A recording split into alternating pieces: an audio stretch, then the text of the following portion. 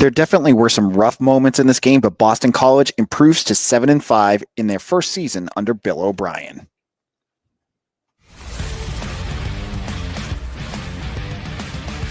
You are Locked On Boston College Postcast, part of Locked On Sports Boston, on the Locked On Podcast Network. Your team every day. Hello, everyone, and welcome. This is Locked On Boston Postcast with your host, AJ Blackham of Locked On Boston College. Boston College improves to 7-5 with a big win over Pitt, 34-23. This is now 3 wins in the month of November. As Boston College needed to end the season strong, they did exactly that tonight.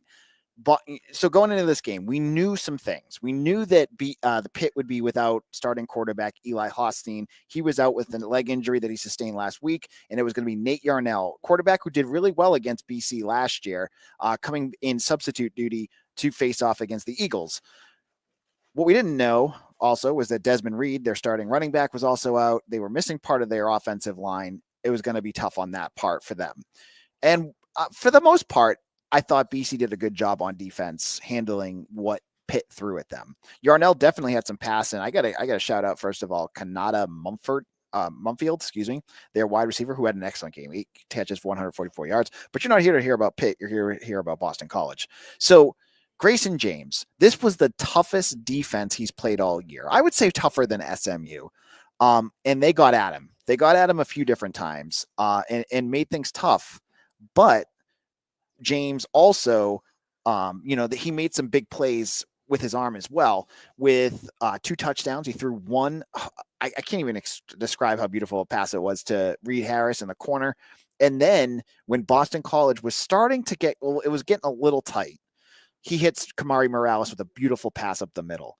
That was Kamari's 6th touchdown pass. And again, you can argue either Morales or Ward. I would say Morales is the best transfer that we got from the Jeff Hafley final year. He had a great game. This was tough. You knew when you play the Pitt Panthers that you're going to play a physical team that's going to be tough on the defensive trenches, and they were that. BC's rushing attack, it was kind of held in check. You started the game off. They stopped Yarnell in the first set of downs, and then BC drives down the field. They get to like the 5-yard line. It's 4th and 1, and they get stuffed. And again, I'm going to bring this up for like the 100th time. BC is not going to have Grayson James lined up under center this year. It's not something they do. And I know you guys get angry about it, but that's not what he's trained to do. Like, this is the new systems that they play. And he's in shotgun and pistol every down he's out there. They could change that in the offseason, but that's not what's going to happen. He rushes instead to Kye Robichaux, who gets stuffed. Pitt's defensive line had some good plays in this game.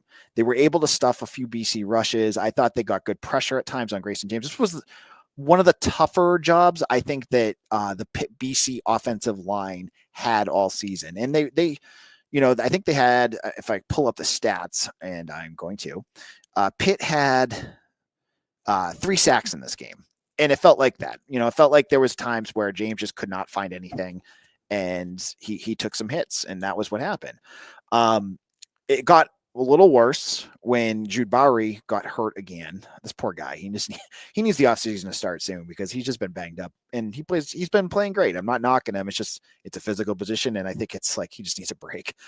So Kevin Klein comes in, and the first play, I think it was, they sent a blitz at him and just got demolished. But again, can I complain about this? Against a good Pitt defense, you scored 34 points, 27 of it on offense. They also scored a touchdown. I can't. I thought the offense did a great job. In terms of statistics, they put up, I know some people like to know their statistics for the game, 381 yards against Pitt. Well, we'll look at, other statistics later on, but for the most part, BC was in control of this game. Like, I don't think they ever fell behind. And anytime that Pitt came at them, they had an answer pretty quickly. It was never that like out of control. Now, if you're going to ask me, what is my play of the game? You know what I'm going to say. As much as I love the Reed Harris touchdown in the end zone, which was great, it's got to be Ty Clemens big guy touchdown, right? Like, I can't remember the last time BC had a big guy touchdown, but this play, we're going to put this on repeat over the offseason, because what ends up happening, Yarnell, who BC was getting good pressure on for a lot of this game, gets hit by Neto Ekpala, and as he's going down to get hit, I think he swats it, and it goes right into Clemens' mitt. Clemens just grabs it, and I've never seen that guy or any defensive tackle at BC run as fast as he did. He went 53 yards on that, and it was a great play. I mean, I wish, this is the end of the season. You would wish that there were more fans here. They had announced 29,000, but I get it. It's cold. It's Thanksgiving weekend. You're not going to always have them there. But the place went pretty crazy for that one. And it was a big, a big moment in this game where Pitt seemed like they were about to get things going, and it ends up, BC takes the big lead. So I love that play. I could watch that on repeat over and over again. And it gets you more excited about next year. I know you're losing Cam Horsley to the NFL, but Ty Clemens is a player that has been getting more and more snaps as this year goes along. And he's going to play a major role. Like, you look at the defensive tackles. Also, Owen Stodmeyer had a sack in this game. You're going to see a healthy dose of Quan Williams, Owen Stodmeyer, and Ty Clemens next year. Depending, also, I can't tell you if any of these guys are going to transfer or not. I don't know that yet. But if they come back, it's just the world we live in, right? I have to always give that as a caveat for any analysis about next year. But, thinking about this, you look at the season, it's 7-5. And you guys can ring mommy because I deserve it. I thought Thomas Castellanos was going to be a major factor for this season. Good with Bill O'Brien, and clearly he was not.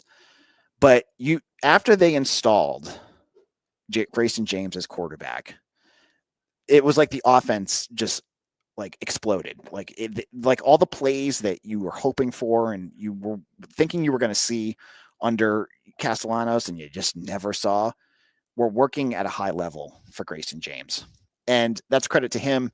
And I now understand why Bill went with him. And I don't know if it's true. I heard it on I heard from many of you guys last year, and we can ask Bill in the offseason if this was true, that Grayson James was his original choice to be the starter all season, but his injury, in the summer he got hurt, pushed Castellanos back in as the starter. I'm not sure if that's true or not. But I could see it because the way he ran this offense, he's systematic. He sees things. He's got a better, he's got a better touch at times than Castellanos did. Not at times, most of the time this year than Castellanos did. And he's the best fit over and over again. Now, for the folks that were saying if you put Grayson James, you can't play Monday morning quarterback on this quarterback situation, because remember that Western Kentucky game, he was playing kind of banged up and he didn't look good. I don't know how many more games he would have been banged up in, but the only game I would say that if you had a different quarterback in, BC would have won definitely is the Virginia game, because Thomas Castellanos really cost them in that one. Now, in our next segment, I'm going to talk about the MVP of this team, the player that has single-handedly made the biggest impact on this roster, and had another monster game. I'll give you all of that in just a moment. Now, folks, I love going to shows. I love going to games, and I love using Game Time to get myself my tickets, because there is no hidden feature. There's no hiding with Game Time.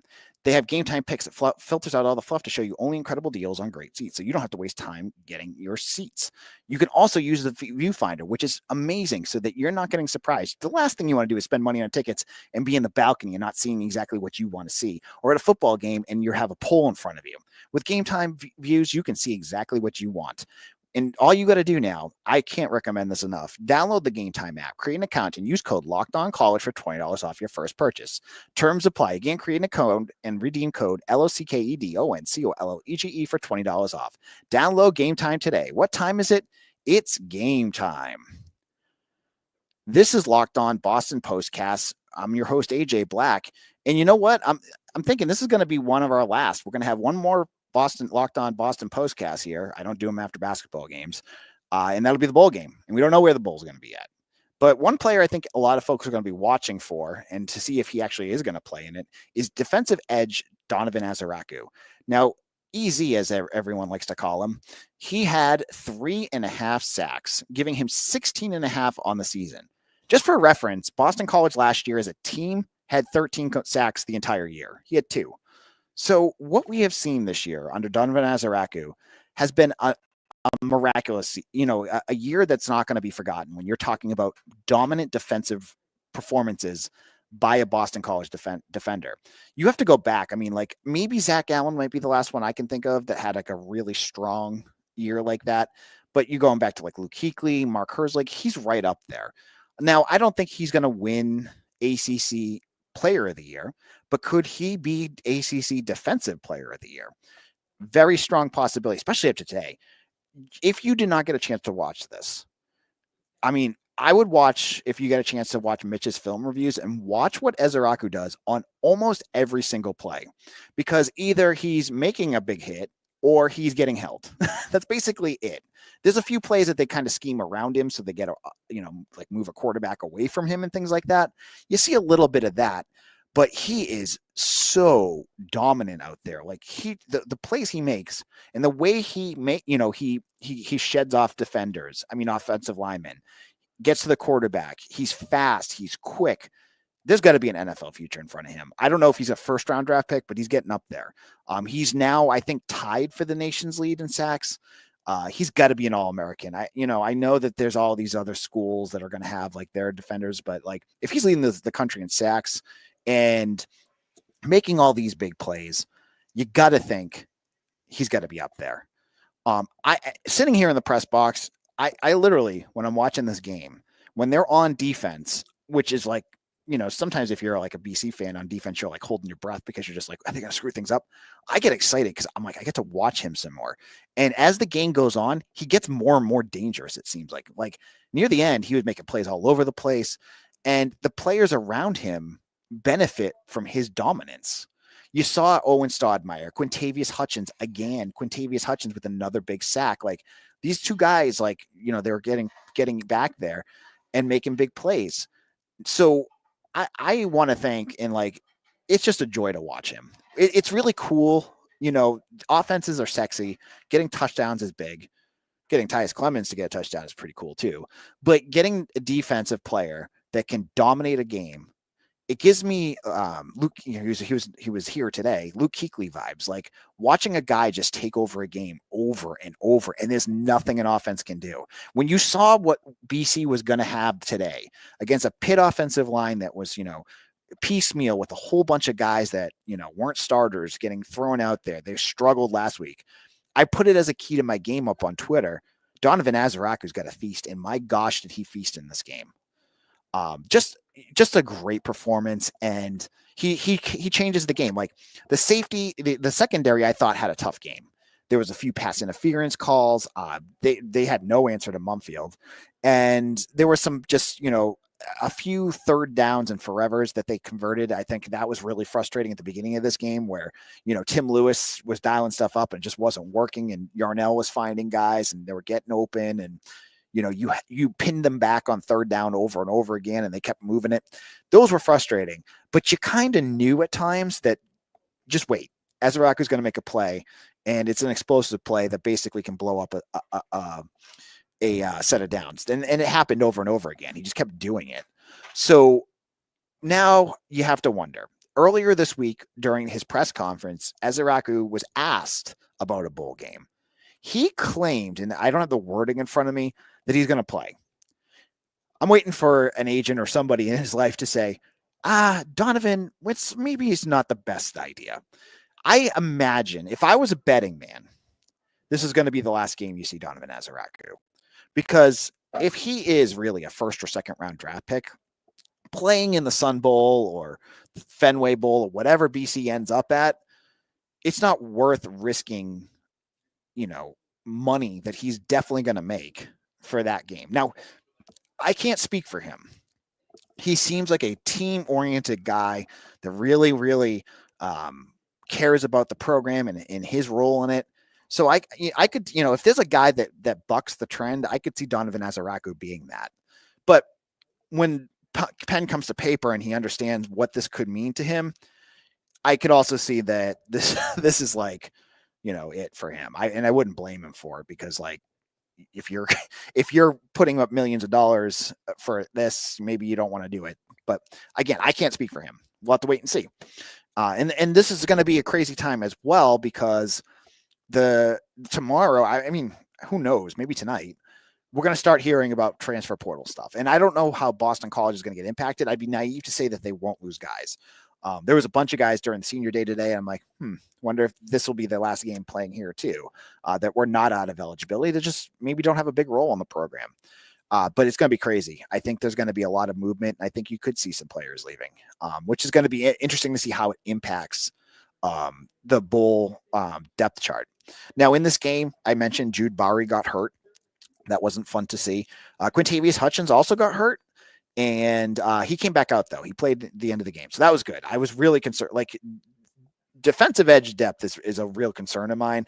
And losing him, Hutchins, who has really had a big, strong, really come along this year, and I think is going to be a real big factor next year, too, would have been bad. That would have been a big loss. But he came back out, so that's good. Also, additionally, I didn't see, he didn't play today, but Turbo Richard was in uniform. I saw him practicing out there, so I imagine he could be back. I think it was him. I'm up in the booth, and I thought I saw 27. I'll say that. But, in the moment, just my last thoughts on this game. Like, what are my takeaways, and what are my final thoughts on this season as we get ready for a bowl eligibility and the decision on where they're going to go. We'll get into all that in just a moment.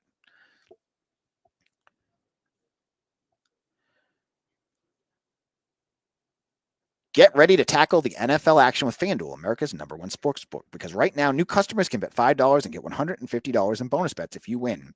The FanDuel Sportsbook app gives you everything you need to place live bets on the NFL, all in one place. So when you get a hunch in the middle of the game, you can check out the latest stats, view live play-by-play, and so much more on the same page where you place your bets. You can also do college football, hockey, NHL, NBA, you name it, they have it. I had a good one today with South Carolina covering against Clemson. I just felt like that was going to happen. I also hit twice yesterday with the Egg Bowl. I thought there was a 26.5 point spread, hit on that. And then the Georgia Tech game. I mean, if you watch the 8 overtimes, you know what I'm talking about. I think it was a 17.5 point spread, and I took Tech in that one. So I'm having a good weekend.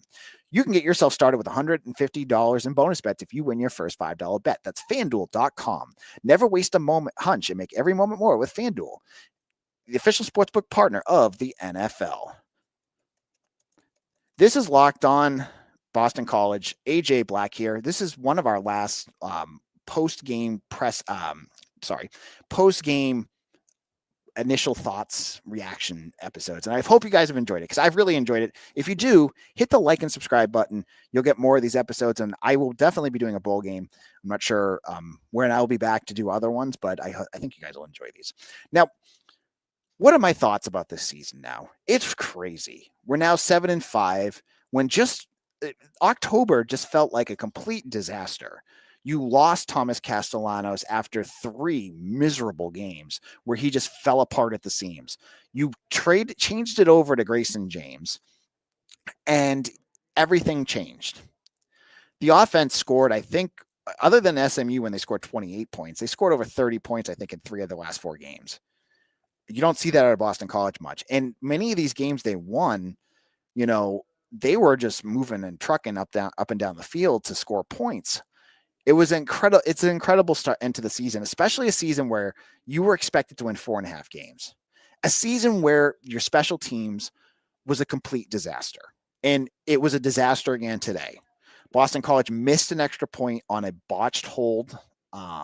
They had a kick return then with 15 yards by Palauei Fawa that put points on the board at the end of the first half. They had, I know they had one other issue. The punting. Of course, the punting.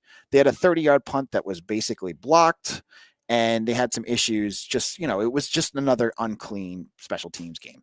The fact that you were able to win 7 games doing that was impressive. The fact that when October felt like this season was about to crater and everything that you were hoping for was going to fall apart as well, that didn't happen in November, and you actually ended your season stronger. You ended your season with 3 wins out of 4 games. That is impressive. The fact that this team lost Cam Arnold, they lost many of their starter, Amari Jackson. Thank you. They had some big misses here, and they still were able to develop guys and get them better as the season goes along. That's impressive too. So this is huge momentum for this program. You have 7 wins, and I don't have it in front of me when the last time they had that, but the bowl game all of a sudden has big implications, because if BC can win 8 games, if they go 8-5, that is really, really strong momentum for this program moving forward. So as I've said before, I kind of hope they get to play a team that they match up well against, because we don't know what Donovan Ezeiruaku's status is going to be. We don't know if Ozzie Trapilo, he's going to also get into the NFL draft. What are these guys going to do? But that doesn't matter. After a win like this, you feel good. After 3 wins out of the last 4 games, you feel good, because Boston College football was left for dead in October. This was a fun up and down season with a lot of peaks and valleys.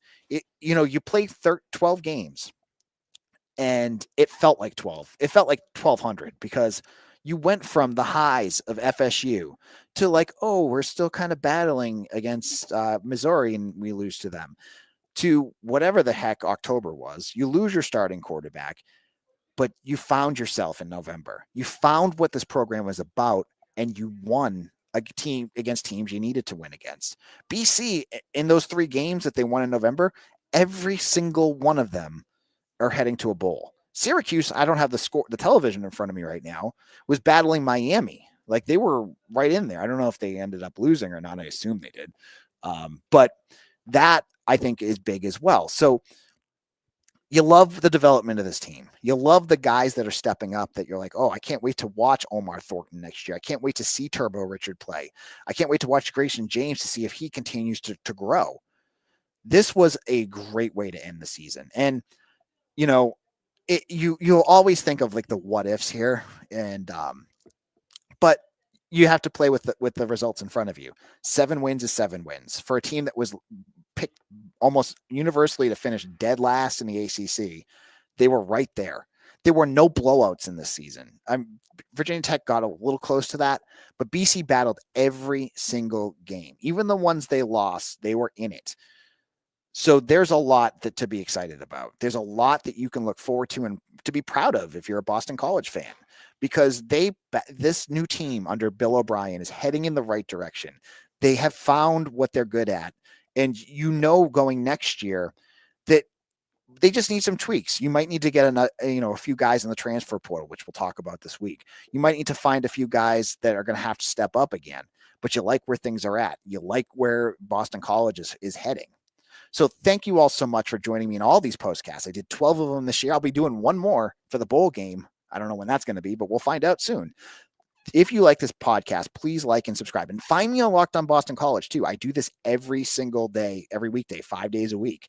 And if you really like me, head over to Eagle Insider right now. We have a special 75% off sale where you can get 9 months free of VIP access. That's pennies a day. You're going to get transfer portal updates, recruiting news, film analysis. We have Mitch doing these crazy film analysis on our site. Hockey, basketball, women's basketball. We've got it all covered up on that site. So go over to Eagle Insider, sign up today. And I'm going to be back again on Monday with Mitch. We'll be Mitchell Wolf of Eagle Insider. We will be talking about this game some more. He's going to give his analysis, and I will be there to talk with you too. Follow me on Twitter at AJBlack247. Again, check me out on Eagle Insider, and I'll see you again for another episode of Locked On Boston Postcast. Your team every day.